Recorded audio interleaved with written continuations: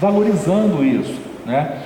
Eu fui procurado por algumas assistentes sociais que queriam, né, vamos dizer assim, colocar, né, sob discussão, né, como que elas materializam, né, em pareceres, em laudos, em relatos, o conhecimento profissional, né? E algumas profissionais queriam me pagar para fazer essa atividade, como não fazia, eu falei, não paga por enquanto não, deixa eu experimentar, a gente desenvolver, né? E foi uma experiência riquíssima, né? Entender, por exemplo, pegar um relatório e observar que quase todo o conhecimento que tinha ali não tinha nada de serviço social. Ele estava muito mais, às vezes, no campo moral, ele estava muitas vezes no campo da educação inclusiva, estava em outras áreas do conhecimento, enquanto aquela tal matéria de serviço social sequer se configurava, né? E era, às vezes, uma coisa mais fácil, pegar o conhecimento acumulado sobre família, sobre proteção social, sobre política pública, sobre as expressões da questão social, aquele que nós aprendemos no nosso cotidiano e que está presente na análise da realidade com a qual a gente trabalha. Tá? Então, essa tradição que já existe na psicologia, inclusive é quase que uma exigência para ter uma prática, né, como psicólogo, vamos dizer assim, com certa consistência, pagar um supervisor, né?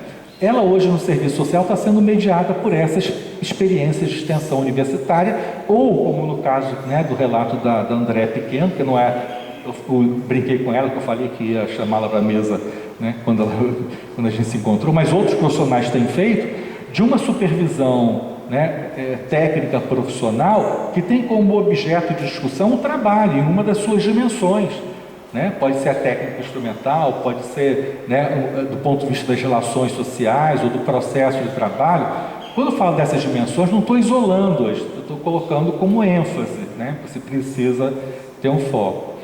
O que é interessante, já estou encerrando aqui a minha apresentação, o que é interessante em todas essas experiências, e que eu acho que reflete um momento muito distinto daquelas primeiras, né, históricas lá de assessoria, consultoria, né, é essa dimensão coletiva que vem, né, das equipes profissionais. Ela não aparece, fora um exemplo ou outro que eu dei, ela não aparece como uma requisição individual. Ela aparece como uma necessidade de trabalho da equipe. Isso eu acho muito interessante, né? Porque isso configura uma possibilidade estratégica de articulação dos trabalhadores num determinado campo socioocupacional, tá? Bem, o que essas experiências possibilitam, né? Um processo de realimentação teórica, tá? Tanto para aquele que está no mundo do trabalho, né, operando com as políticas públicas ou atuando na gestão, né? Eu também tenho atuado muito com supervisão para gestores, né? Como também uma realimentação teórica do ponto de vista, né, da atividade de ensino, né? Você, vamos dizer assim, trazer elementos mais, né, concretos, né, mas concreto no sentido de pensado, né, sobre, né, o universo profissional. Não fica aquilo que o Charles denunciou na fala dele, né, de fazer uma reflexão completamente em abstrato, distanciada dos elementos da realidade, tá? Eu acho que isso enriquece o processo de formação profissional, né? Aquilo que a gente, em outras épocas, chamava de ensino da prática, né? Eu acho que a discussão do trabalho, ela ganha densidade, né? E ela, vamos dizer assim, dá mais segurança para todos, do ponto de vista, né, de algo que ficou muito negligenciado na trajetória da profissão, que é essa dimensão técnico-instrumental, tá? O aperfeiçoamento e o aprimoramento e o crescimento docente, né? Cada vez que eu vejo, né, estou olhando lá para a Miriam, fomos contemporâneos, né? Quando a gente olha aqui para a Carol, né, quando eu olho para a Andréia, né, para as pessoas que estão aqui, para o Charles, né, são pessoas que me formaram como docente, né? No exercício do meu trabalho como professor, tem um pouco de cada uma dessas pessoas que eu citei aqui, de tantas outras que ao longo da sua trajetória de vida e profissional marcaram com uma situação, com um posicionamento, com uma crítica, né? E que eu acho que eu não seria o mesmo professor se eu não tivesse tido essa oportunidade. Isso rompe o isolamento do trabalho, que é uma das questões mais adoecedoras para mim, né, do que eu identifico. O sofrimento que é causado a um trabalhador que não tem com quem conversar, que não tem com quem falar, né? Além do que, isso vai salvar muitos casamentos, né? Porque aí não precisa ficar alugando o companheiro ou a companheira, né? Com os dilemas do trabalho, tá? E olha que quem está falando aqui é uma pessoa com certa tradição de casar com assistentes sociais, né? Então conheço bem o assunto, tá? Aí fazendo mais um parênteses na brincadeira, a minha atual companheira, ela, quando a gente começou a namorar, ela morava em Bangu e eu morava em Niterói, né? E ela adorava falar do trabalho, né? A mistura de Charles com Andréia e Carolina para falar, sabe? Então, assim, aí ela falava, como é que é seu dia? Aí ela, imagina, né? Bangu, Niterói são 47 quilômetros. Aí eu vinha de carro e ela falando. Quando chegava ali no vão central, ela parava, né? Mas eu ficava tão encantado com o que ela falava, como eu fico com o Charles, eu fiz brincadeira, mas é verdade, eu gosto de ouvir falar, né? Gosto de ouvir as pessoas falando, é o meu ofício, né? Aí eu fazia uma síntese do que ela falava, né? E aí a gente foi aprendendo a fazer isso, ela fez isso na dissertação de mestrado, é uma dissertação assim que fala do trabalho de uma forma muito potente, muito criativa, diferente das dissertações. E isso a gente observa na supervisão, né? A gente observa na assessoria, né? Como que falar do trabalho, sem ser através da queixa, né? Sem ser através do lamento, tem uma potência que valoriza a atividade profissional, né? Então isso, né, rompe o isolamento, porque isso vai adentrar muitas vezes a sala de aula, sem ser pela via da espera do mercado editorial aceitar talvez aquela publicação, tá? E eu acho que isso fortalece um elemento que é muito caro aqui no debate da FRJ, sobretudo, né, do professor Zé Paulo Neto, que é o fortalecimento de uma cultura profissional, né? Uma cultura profissional que não está tão cindida entre os espaços, né, do exercício e o espaço da formação, que coloca isso do ponto de vista mais integrado. Além do que a supervisão, a assessoria, elas potencializam, né, a capacidade de produção do conhecimento sobre a realidade profissional, sobre, né, o campo do trabalho, sobre as condições de vida da população, né, sobre prismas, né, de análise da política social, de ângulos que a gente tem.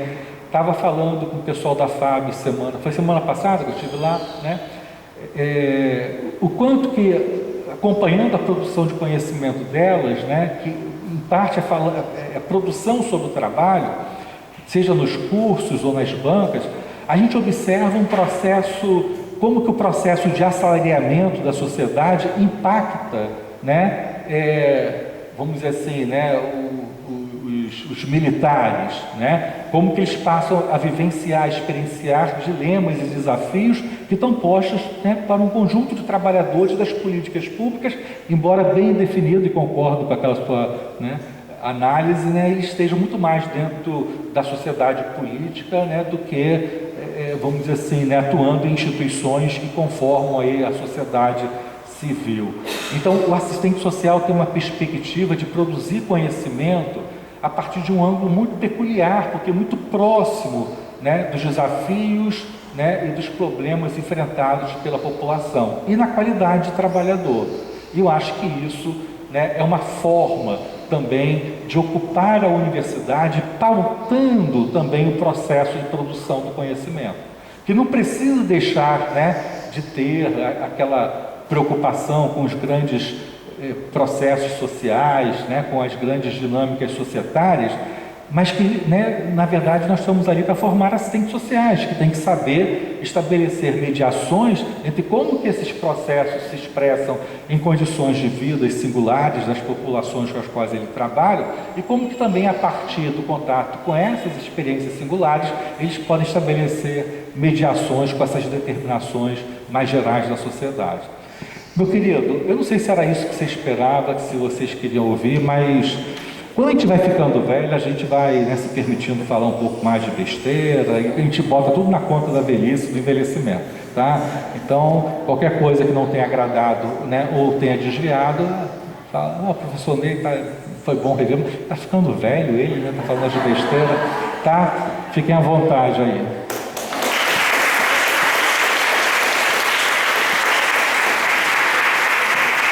Obrigada, professor Ney, mais uma vez. Te ouvir é sempre um prazer. Eu vou passar para o professor Charles, então, para fazer o encerramento, né, da fala. Abrir primeiro, né? Tá. Então, vamos lá. Quem quer fazer alguma colocação em relação às falas? Fiquem à vontade, esse espaço é nosso. É exatamente essa a intenção, né? Deixá-los bastante à vontade. Por favor.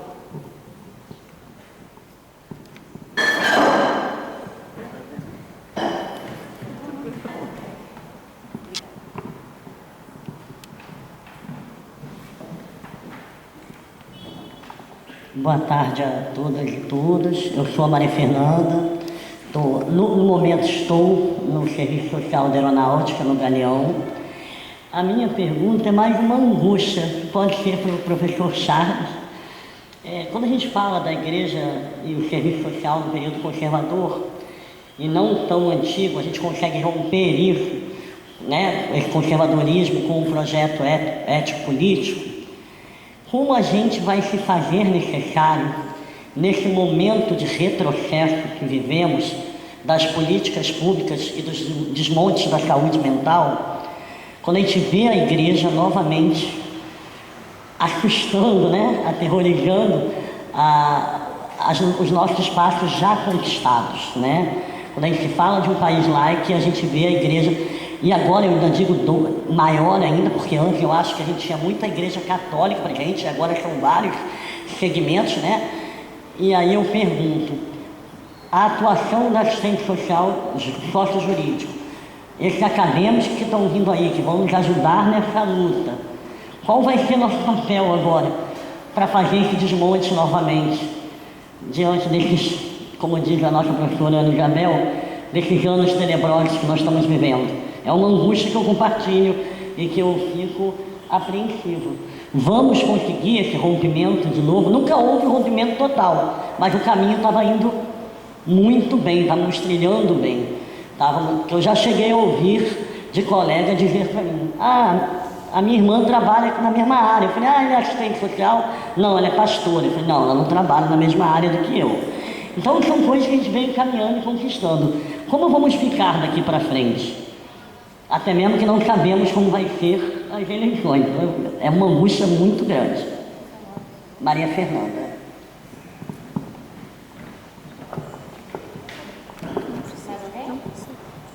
Alguém tem alguma questão? Boa tarde, meu nome é Érica, sou assistente social do Degase, né? Eu me formei aqui pela UFRJ, junto com a colega aqui, que é professora Carol, que também trabalha comigo no Degase, né? Os professores eu conheci, assim, o Charles eu conheci no Degase, quando ele foi falar sobre relatório no Degase há muitos anos atrás.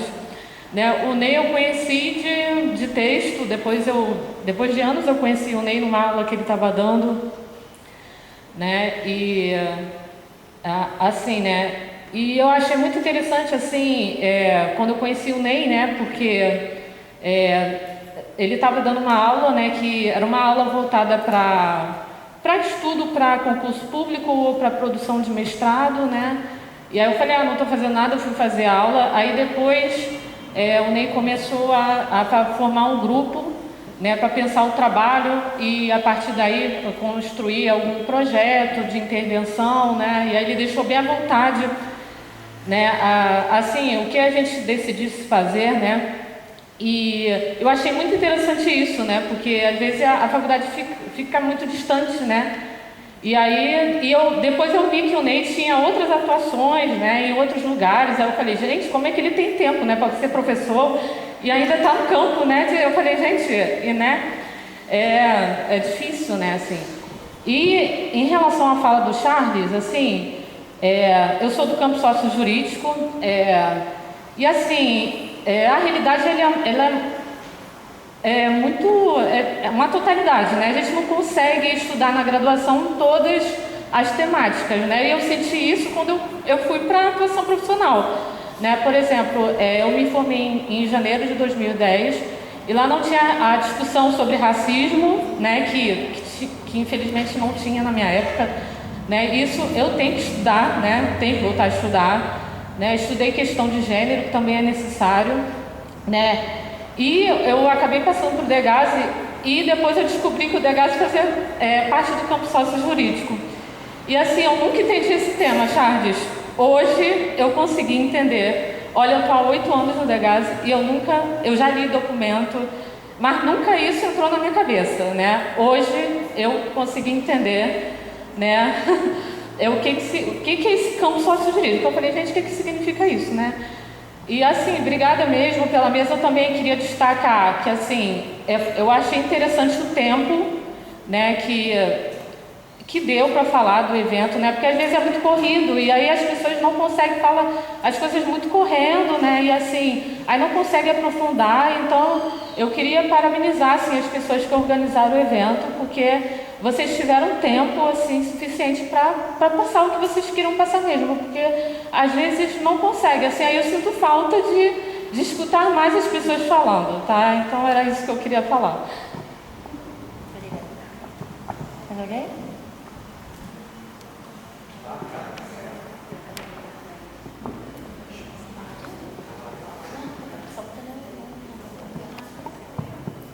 Boa tarde a todos. Meu nome é Cristiane, eu trabalho no TJ aqui do Rio. Parabenizo a mesa, né, o Charles e o Ney. Não sei se o Ney lembra de mim, mas eu fui sua aluna na UERJ, né, e a sua fala me faz relembrar aquele momento, né, de transição curricular e da inserção, né, dessa matéria do processo de trabalho e como a sua contribuição foi muito importante também na minha formação. Acho que eu fiz questão de vir hoje aqui para ouvi-lo um pouquinho também e, assim, renovar, né, essa esperança, assim, profissional.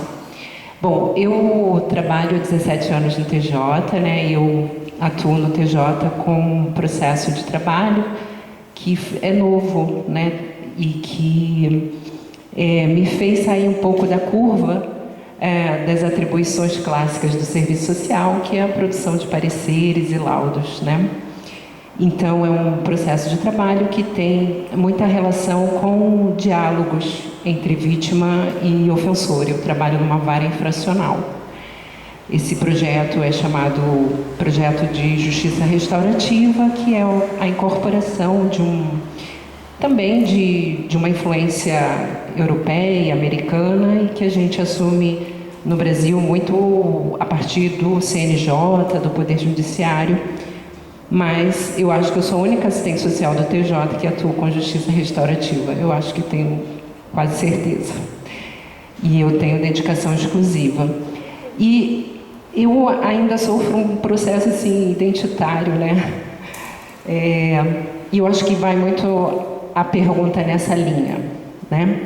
Porque foi a incorporação de outros saberes teóricos e técnicos operacionais que me fizeram enxergar a profissão também a partir dessa visão dialógica, em que a gente podia sair um pouco dessa linha do que você informa como auxiliar do juiz, mas do que você pode extrair, né, dessas pessoas que participam diretamente do conflito a dizerem o direito, a dizerem o que é justo. Então eu saio um pouco dessa papel de dizer o que é possível ser feito, para que essas pessoas digam o que seja possível ser feito, abdicando um pouco desse poder, né, de parecer e de condução daquele papel auxiliar ao juiz. Então a pergunta, eu acho que é mais para o Ney, né? Eu fico muito na dúvida, assim, durante esses anos todos, né? E como essa incorporação de um novo saber profissional e ferramenta me ajudam a enxergar também o serviço social para além dessa dimensão salvacionista, né?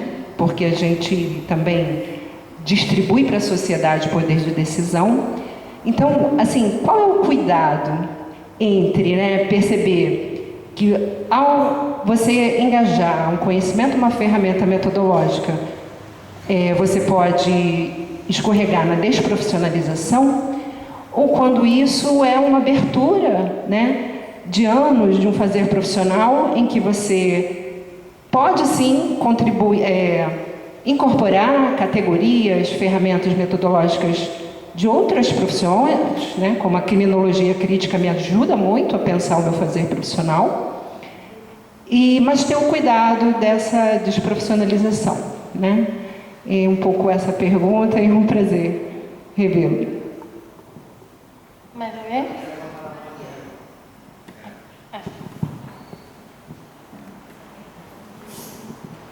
Oi, eu sou Mariana, eu atuo na Marinha, mas eu estou aqui hoje me representando. Não estou fardada, estou representando Mariana, assistente social.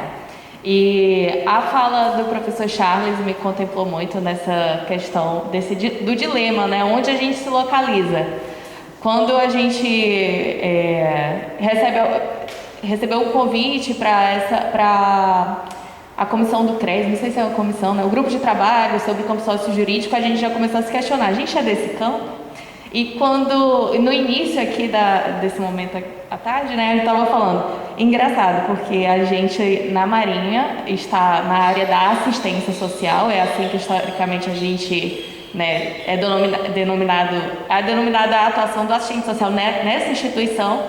Eu particularmente me via quase numa atuação de um serviço social de empresa, né, porque a gente realiza ali uma mediação entre os militares, entre a instituição, em várias frentes, para que aquele militar ele responda aos interesses institucionais, esteja pronto para aquela missão. E agora eu descobri que a gente está no campo sociojurídico, né? Então, assim, estou localizada nesse momento e realmente eu agradeço muito esse convite para a gente estar aqui. É realmente o que o professor Ney falou. Às vezes as instituições não chegam, não vão procurar a universidade, então é importante esse papel da universidade bater na nossa porta. E ainda mais devido a todo um contexto, né, conjuntural, no momento que a gente vivencia. Então, eu agradeço muito, eu só queria realmente agradecer e falar sobre a importância desse trabalho. Mais alguém? Boa tarde, tudo bem? Boa tarde a todos e todas, né? Boa tarde à banca, parabéns pela excelente exposição. Eu estou muito encantada, né? Com todo o aprendizado que eu aprendi hoje, sendo um pouco redundante, né? Professor, o senhor falou de muitas coisas, foram faladas de instituições, mas tem uma instituição aqui também presente que eu registro, que é a Ordem dos Advogados do Brasil. A Ordem dos Advogados do Brasil, ela tem que estar presente nessas discussões. Por quê? Porque ela trabalha justamente com a defesa da sociedade. E professor, além disso, eu sou também estudante da Escola de Serviço Social, o que me deixa muito feliz, porque é uma outra visão, é uma visão diferente, é uma visão mais completa. Eu me sinto completa, tá? E dentro desse viés, o senhor falou muito bem que o jurídico, ele decorre do social. E é isso, exatamente isso. E tendo em vista essa sua fala, eu pergunto, como o serviço social poderá contribuir no conjunto das instituições jurídicas, no conjunto do Tribunal de Justiça, da Defensoria Pública, do Ministério Público e da OAB? Como que a formação dos futuros assistentes sociais podem atuar nessas instituições, porque é necessário. É necessário que o juiz, que os advogados, que os membros do Ministério Público, eles tenham uma outra visão da sociedade. Não só a visão formal, puramente da lei, mas é necessário. E muito obrigada por esse projeto magnífico, que é um projeto lindo, que vocês estão fazendo e que possam haver outros encontros e obrigada pela oportunidade também de estar aqui. Eu agradeço essa casa, porque de coração eu sempre amei a UFRJ, viu? Muito obrigada. Obrigada a você. Mais alguma pergunta? Oi? Se tiver muitas mais perguntas, a gente faz uma outra rodada. O que vocês preferem?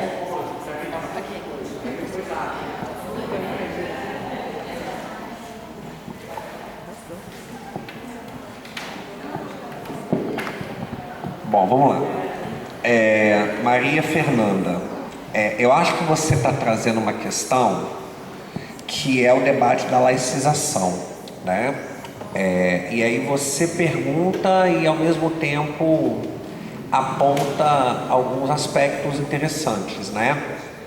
Ainda que a gente tenha a concepção constitucional de Estado laico, a gente nunca teve um Estado laico, né? Nem aqui, nem em qualquer lugar do mundo, né? A gente tem aí ainda uma forte presença, né, da religiosidade, ainda que o Estado laico seja um princípio republicano, moderno.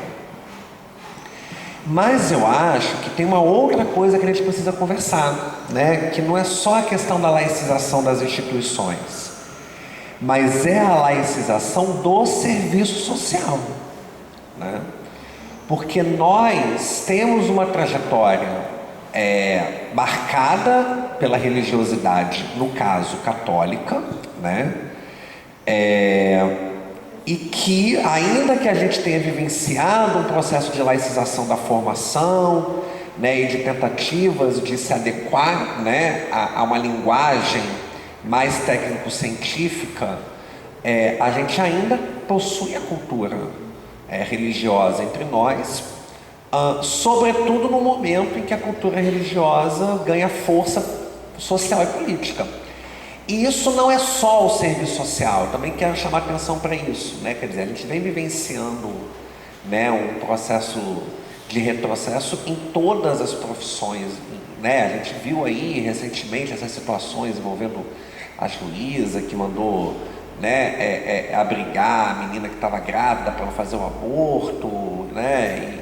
E médico que não prescreve a pílula do dia seguinte, ainda usa o dispositivo lá Ai, tem um nome técnico, coisa da consciência, esqueci o nome agora. Enfim, né? Resgatar valores, práticas profissionais pautadas em valores religiosos, né? Então eu acho que é um processo, né, que a gente vai ter que e tem a ver com o processo histórico, né? Quer dizer, a gente vive um momento em que esse movimento é forte na sociedade e isso acaba atingindo as instituições e a gente vai ter que ser firme, né? E estar atento a isso, né? Porque isso está presente, inclusive entre nós, né? Porque nós somos uma categoria profissional, somos uma profissão, somos uma categoria profissional plural. E isso não significa abrir mão da religiosidade. É uma coisa que eu sempre converso isso com os estudantes, né? Assim, a gente não está atentando contra a liberdade religiosa, né? Inclusive, se atentar à religiosidade é um dado muito importante para quem vai atender a população que a gente atende, né? Porque muitos dos seus movimentos, né, e das suas motivações se dão pautados em fundamentos religiosos. A gente precisa conhecer isso, até para saber como é que se dialoga. A questão é como é que isso vai fundamentar ou não, e aí a gente tem um posicionamento pela laicização, o meu exercício profissional. E isso vale para qualquer religião, não é somente, né, religiões cristãs, né, ou católicas ou neopentecostais, né? Então eu acho que é algo que a gente precisa estar atento mesmo, né? E que faz parte da cultura profissional, gente, né? Todo professor de primeiro período, eu estou na aula do primeiro período, chega na sala e fala: por que você veio fazer serviço social? Isso sempre foi assim, né?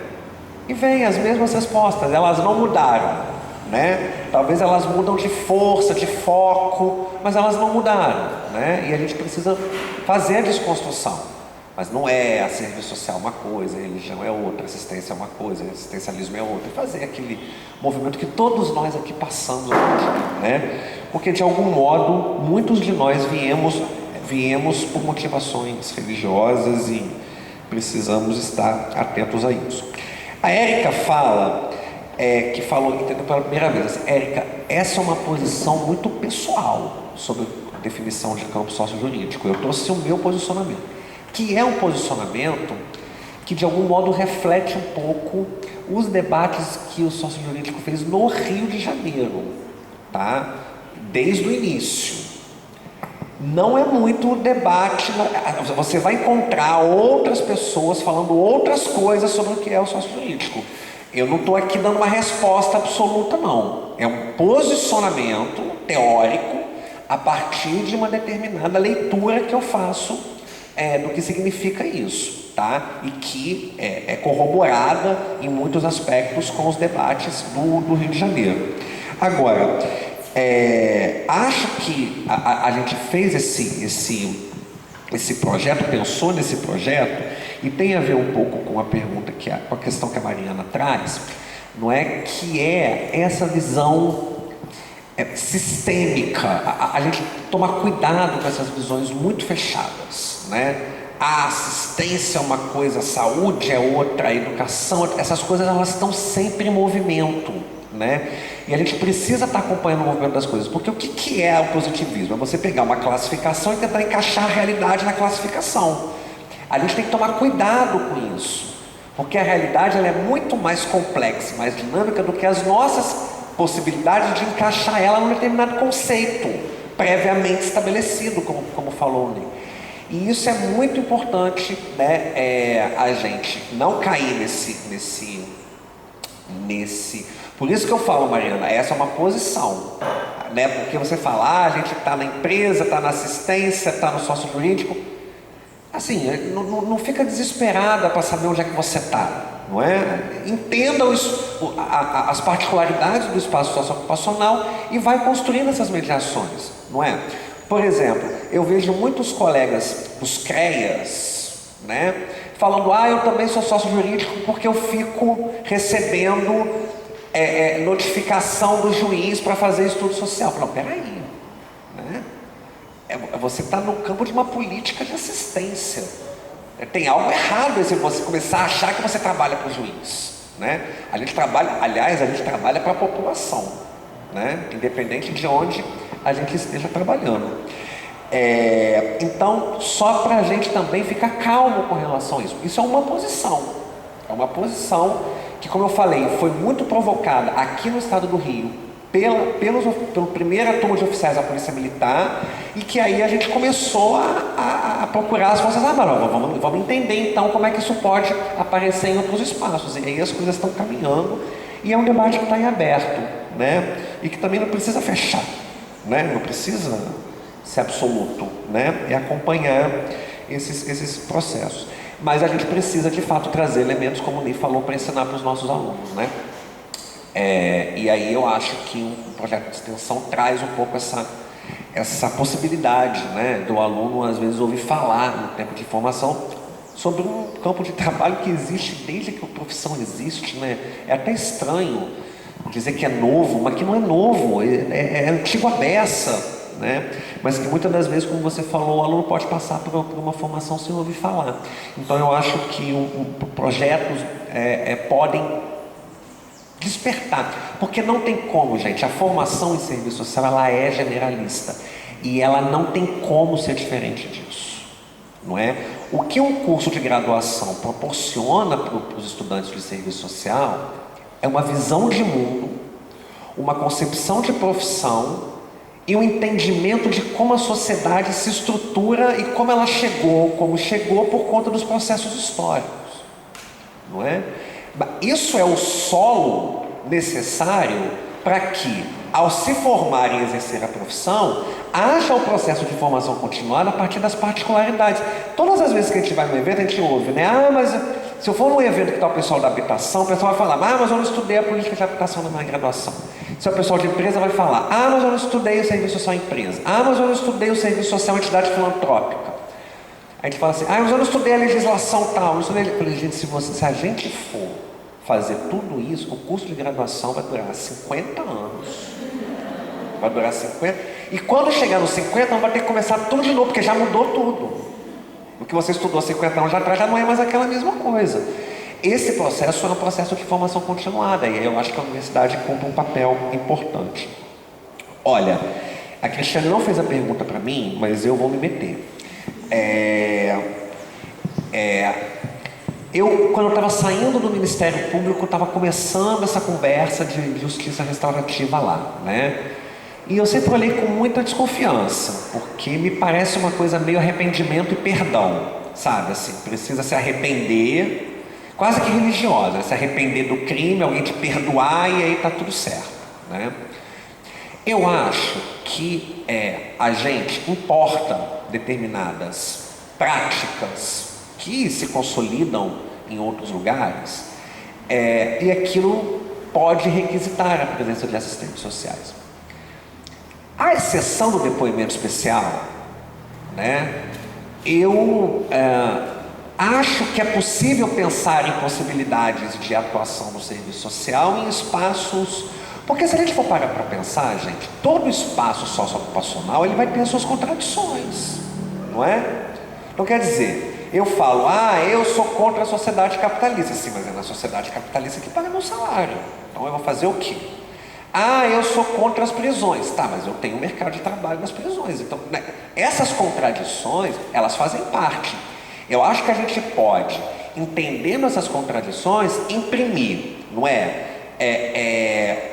metodologias pautadas nas competências e nas atribuições dos assistentes sociais, mediante um direcionamento ético-político de disputar aquilo que está posto como concepção dominante naquele espaço, né? Então, quer dizer, eu posso até ter uma concepção de justiça restaurativa conservadora, ligado, mas eu posso ter a possibilidade de construir outras, né?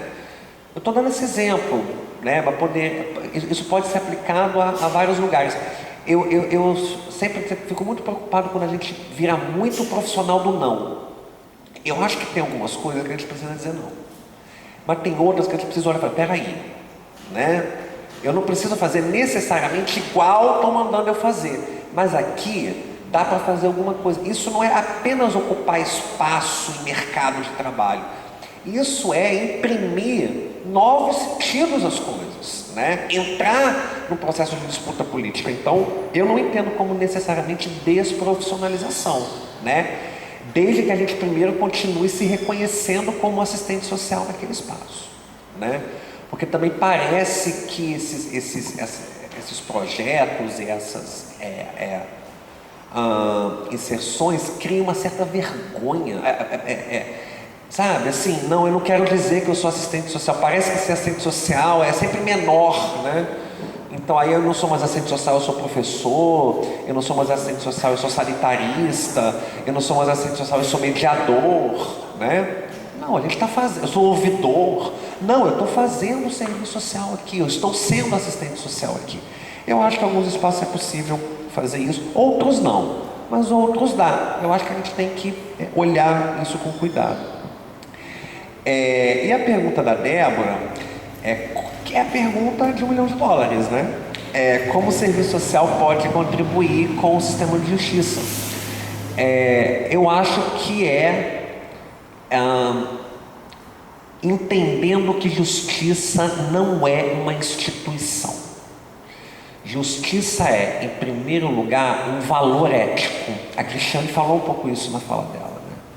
É aquilo que eu entendo do que é justo e do que não é justo. E nós, no serviço social, temos uma formação generalista que nos dá a base para compreender a origem daquilo que a gente pode chamar de injustiça social, né? Não necessariamente uma decisão judicial é justa, ainda que ela tenha a legitimidade do sistema de justiça, porque isso parte de uma determinada visão de mundo, né? De uma determinada visão do que eu entendo ser justo. Por isso o sócio é antes do jurídico. Mais uma vez repito, não é? Porque a gente não, eu acho que o serviço social não está nessas instituições para adaptar as leis, mas é para mostrar para os operadores das leis a realidade como ela é, não é? E a partir dessa realidade como ela é, a gente disputar a concepção de justiça, né? E eu acho que nós temos base teórica na nossa formação que nos permite mostrar isso naquelas situações singulares que chegam para a gente no nosso dia a dia.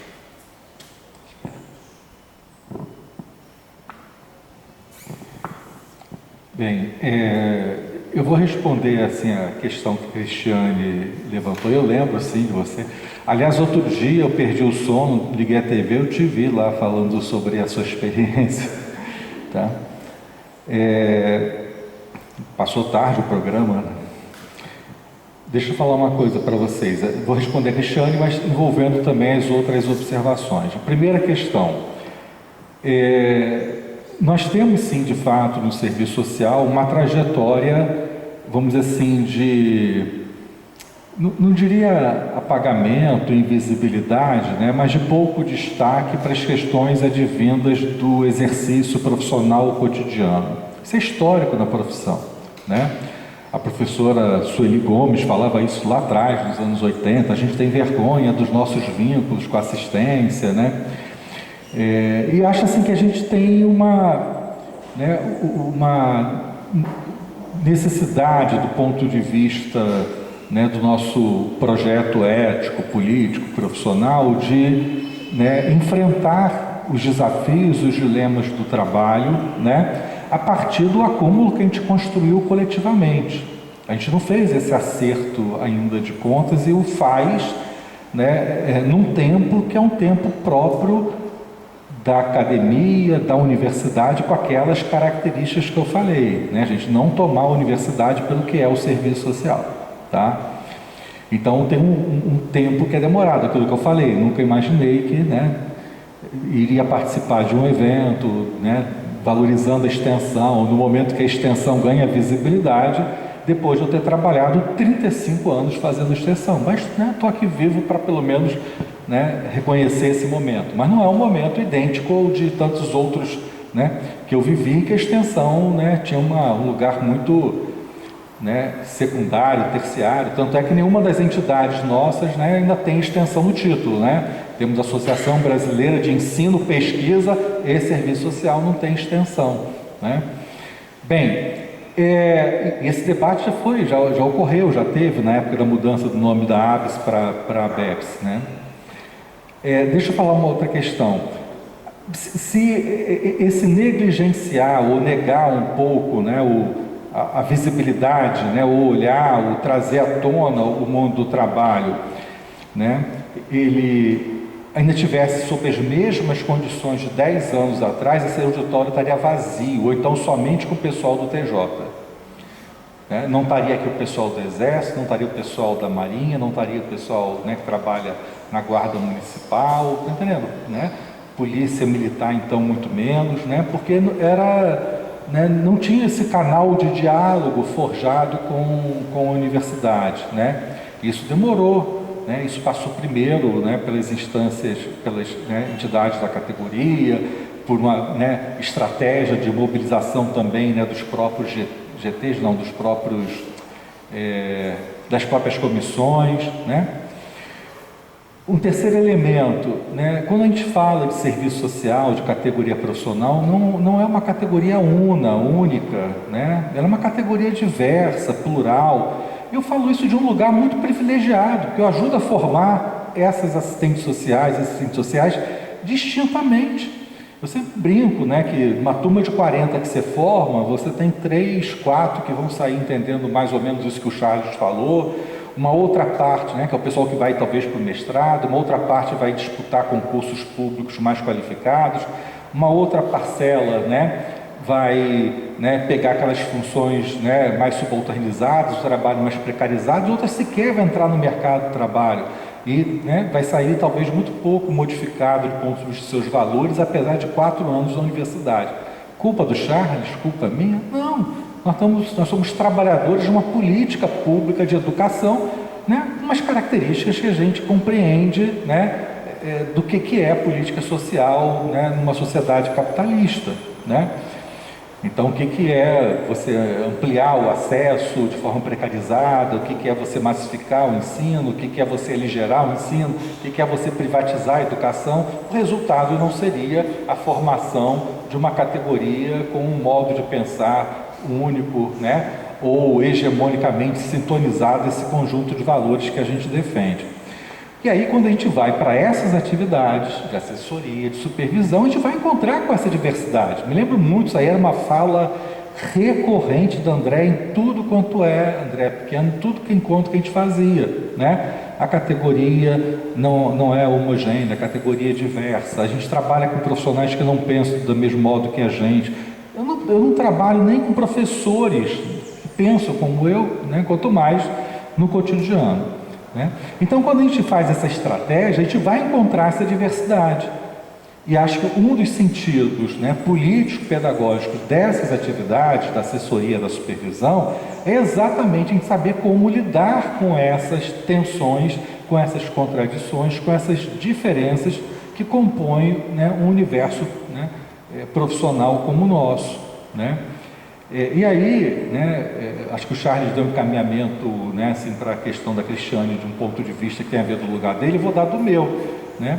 Eu acho assim que eu observaria numa atividade de assessoria e de supervisão o componente, para mim, mais interessante da sua fala, né, que é o dilema, a dúvida que você coloca sobre desprofissionalização e incorporação de novos conteúdos. Eu trabalharei isso com você, como tenho trabalhado isso com outros profissionais. Porque o fato de você trazer isso, né, no espaço público, no evento, ou poderia ter levado isso, né, na supervisão, na assessoria, para mim me diz muito, né, daquilo que me interessa profissionalmente, que é, eu estou em dúvida, eu quero saber. Só que esse saber não vai ser respondido por mim, pelo Charles, né, ou por um, né, gestor. Né? Esse saber a gente vai querer trabalhar para que você construa ele como parte da sua autonomia técnica, como parte, né, de uma defesa que você vai fazer da profissão do seu ponto de vista. Né? É lógico que nós temos o nosso, né? Mas não se trata aqui de uma prática de mero convencimento, mas de uma disputa mediada por princípios éticos, políticos, pedagógicos, consolidados no nosso projeto. Tá? Acho que essa é a riqueza da supervisão. Eu, quando falei dos dilemas, eu falei muito nesse sentido, né? Que geralmente quando as pessoas querem o diálogo com um professor, com um interlocutor no campo da assessoria, consultoria, às vezes quer mais eu estou fazendo certo ou estou fazendo errado, né? Não foi o seu caso.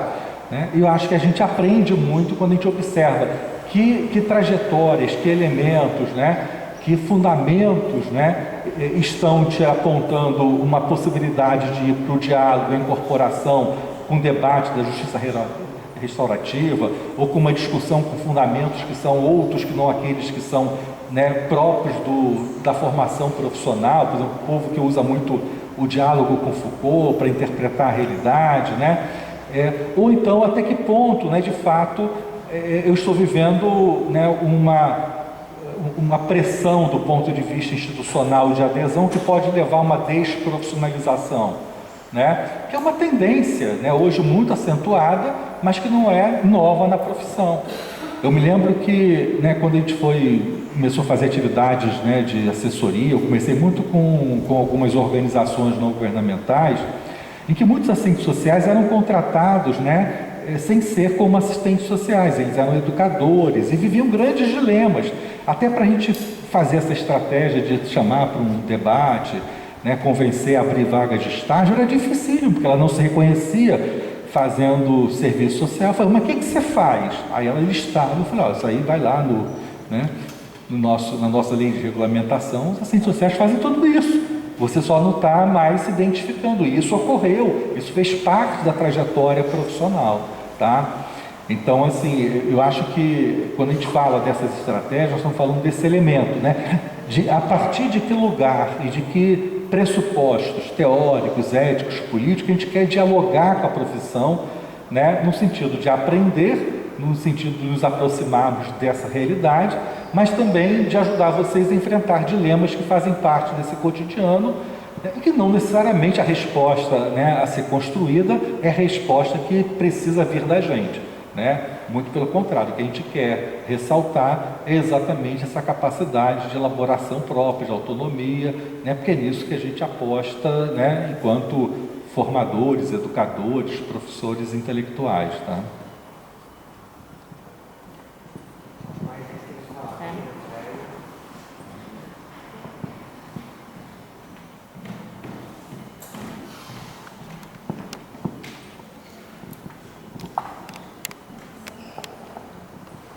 Oi, gente, boa tarde. Meu nome é Janine, eu sou discente aqui da Escola de Serviço Social e eu acabei de finalizar a disciplina de ética, né? Então eu estou me inserindo no campo de estágio. Estou nem na parte burocrática aí que eu passei no processo pro TJ. E aí o meu supervisor, no caso o futuro supervisor, ele me passou um dever, assim, né, de buscar bibliografias, referências referente à manifestação de opinião técnica ligada a projeto ético político contemporâneo. Então, se possível, se não tiver aí agora, mas depois enviarem referências, né, bibliográficas, por favor. Obrigada. Mais alguém?